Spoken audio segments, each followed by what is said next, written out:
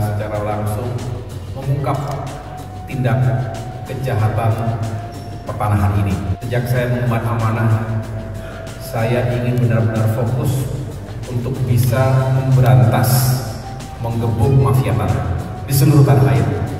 Terdapat 2 kasus tindak pidana pertanahan yang sangat meresahkan masyarakat. Tadi sudah diungkap secara singkat oleh Bapak Wakapolda. Izinkan saya juga untuk menguraikan beberapa kasus tersebut. Yang pertama, kasus pertama ini dilakukan oleh 5 orang. Tersangka berinisial RA, RBS, OS, IS, dan D.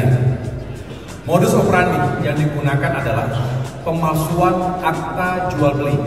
Faktanya, salinan akta jual beli tersebut adalah palsu dan tidak tercatat dalam buku repertorium, sehingga korban dirugikan karena tidak dapat melakukan proses penerbitan sertifikat atas nama korban. Atas terungkapnya kasus ini, maka kita bisa menyelamatkan kerugian-kerugian berupa real loss dengan nilai kerugian akibat tindak pidana tersebut sebesar 4 miliar 72 juta rupiah. Jadi kasus kedua dilakukan oleh 2 orang. Tersangka berinisial RD, 31 tahun, seorang karyawan swasta yang bertempat tinggal di Desa Sumberjaya, Kecamatan Tambun Selatan, Kabupaten Bekasi. Dan PS, berusia 57 tahun, seorang karyawan swasta yang bertempat tinggal di Kelurahan Pejuang, Kecamatan Medan Satria, Kota Bekasi. Modus operandi yang digunakan adalah pemalsuan sertifikat dengan menduplikasi sertifikat, di mana tersangka RD meminta tersangka PS untuk membuat sertifikat palsu dengan menduplikasi sertifikat atas nama keluarganya menjadi sebanyak 39 sertifikat, yaitu dengan melakukan perubahan pada atas nama pemegang hak, NIB, nomor hak sertifikat, dan nama pejabat. Nah, atas terungkapnya kasus ini, maka yang terselamatkan real loss atas laporan 37 korban tadi dan 39 sertifikat hak milik itu sekitar kurang lebih 3 miliar 900 juta rupiah. Sedangkan fiscal loss berdasarkan BPHTB dan PPH dihitung sebesar 1 miliar 608 juta 287.850 rupiah. Dan ini juga yang besar, Bapak Ibu sekalian, yang sering luput dari pengamatan kita, masyarakat awam begitu ya, adalah potential loss.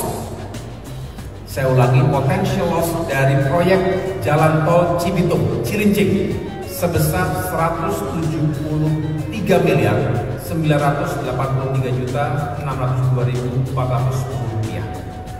Dengan demikian, total kerugian yang dapat diselamatkan pada kasus yang kedua ini adalah 179 miliar 491 juta 890.260 rupiah. Ini sekali lagi berasal dari real loss, fiscal loss, dan juga potential loss.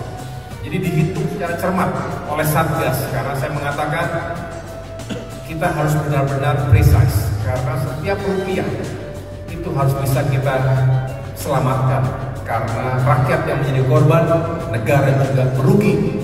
Kalau ini terus terjadi, maka kita sulit untuk melakukan pembangunan yang berkelanjutan. Pencegahan kasus pertanahan ini adalah legasi dari Pak Menteri AHY, yaitu nomor 15 tahun 2024, yang mana di dalam peraturan tersebut diatur tentang penanganan kasus kejahatan pertanahan, kemudian tipologinya Bapak, termasuk benchmark kasus pertanahan. Inilah yang menjadi payung hukum kami. Oleh sebab itu, mari kita beri apresiasi untuk Bapak Menteri kita.